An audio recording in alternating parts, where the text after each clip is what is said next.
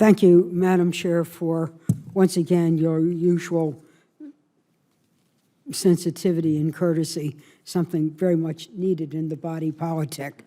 Mr. Secretary, Senator, and the Vice Chair of the committee, Senator Reed. Secretary Foxx, it's good to see you again, and I want to commend you and your professional staff for the outstanding job that you do. You're a very hands-on administrator, and your staff takes their job very seriously. We in Maryland are very happy and proud of our assets, whether it's the Port of Baltimore, the airport, the MARC commuter rail, and the Purple Line. But today, we have heartburn, once again, over the Washington Metro. 700,000 people ride the Metro every day. 700,000 people. Some older senior citizens, many work age, going to work here at the Capitol and in the great District of Columbia. Some are school children coming to school here in our community, and they count on a system. They want a system that's safe, reliable, and they can count on. Well, you know what happened. Paul Wiedefeld shut down the system today. It was drastic. It was disruptive, and yet I believe was necessary. We're deeply concerned about this, and I'm no Janie come lately to this. Going back to 2009, when on June 7th, 9 people died at a metro when 2 metro trains collided. We've been working to change the governance, improve the management, and bring more resources. From 2009 to 2016, we've had 7 incidents of tragedy. We've had 15 deaths, 9 rider deaths, 6 metro deaths. Some happened at Metro itself. Right after the terrible June 9th crash in August, we had a Metro employer die in Silver Spring. He was hit by the maintenance equipment. I won't go through every incident, but here we are, 2010, struck by a maintenance truck. Shady Grove, the car wash fell on an employee who lost limbs. So it's at Metro. Many of these accidents occur to Metro employees. And then, of course, not too long ago, we had the terrible fire at L'Enfant Plaza where 1 person died, but 80 nearly died of smoke inhalation. They couldn't get out. Thank God for the District of Columbia first responders who literally moved heaven and earth to get there to help them out. So where are we today? We've tried to change the management structure. We've tried to improve the governance. You've been a big part of that, where you could support the board. And we've tried to increase money. This subcommittee has put over $1 billion into Metro. Every year helps us buy new crash-worthy cars. So my constituents and those in the District of Columbia and Virginia say, well, we'll tough it out for one day, but is this change going to be reliable? Is it going to be sustainable? Is it going to stick? For months and years now, we have called for a culture of safety, but what we get is a culture of resistance to making changes for safety.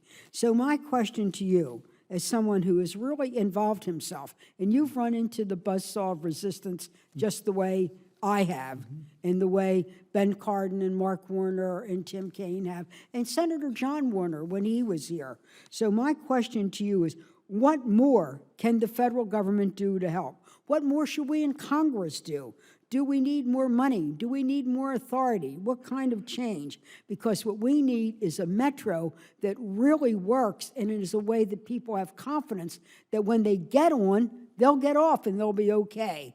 And I also worry about the workers who themselves have often been hurt or injured. What could you share with us today where we can make a change, where what you can do to help Wiedefeld get this literally on track, and a track that gets people to where they need to go? Well, Senator, first of all, I want to thank you for your what I would call ferocious advocacy on behalf of safety and on behalf of the workers and the users of this system.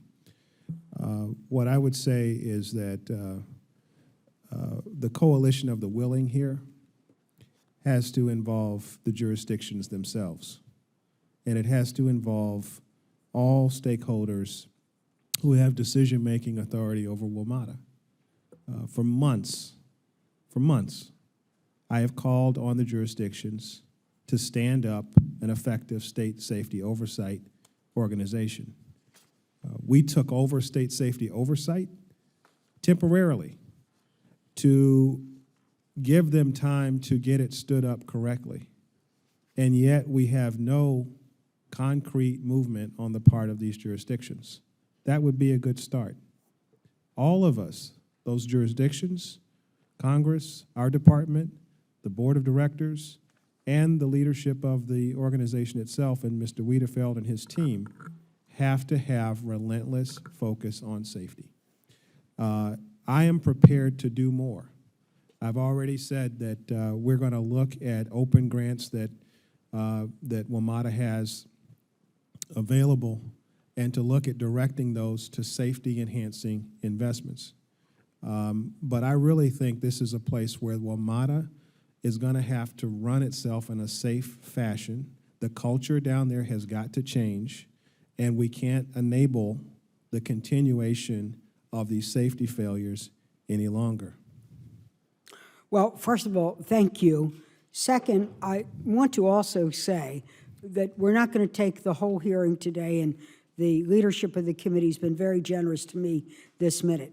The senators from Maryland and Virginia intend to hold an oversight meeting with Mr. Wiedefeld and other people who could help solve this problem as soon as we get back from our spring break. But are you telling me that Metro has unspent money that they could be using right now for safety? Why is it unspent, and what do you think it could buy? Well, we have the authority to direct that they use those monies to focus on their safety priorities. Some of these dollars were appropriated or provided to them in past years for any number of things. I've got the FTA team looking at whether any of these funds are constrained by contracts that WMATA may have, but rest assured that we're going to make sure that resources aren't the issue. But I think the point that I'm trying to make is I don't think it's just resources. I think it is culture, and I think it is a deliberate decision that is needed on the part of everyone involved in this to focus relentlessly on safety and get things right. We are digging ourselves out of a hole. Right. I know my time is up, Sure. but what you're saying that there has to be an insistence and a persistence, Yes. not only from you, Yes. not only from me, but from the leaders of the jurisdiction whose constituents themselves ride it. We've got to look at not only the money, but the consistently run red lights. You have to make sure the tracks are rider worthy, and then this whole issue. But the running of the red lights really is a fearsome issue. Well, let's follow up at another meeting. I appreciate the fact that we've got a beginning framework here. Thank you very much, Madam Chair, Senator Reid.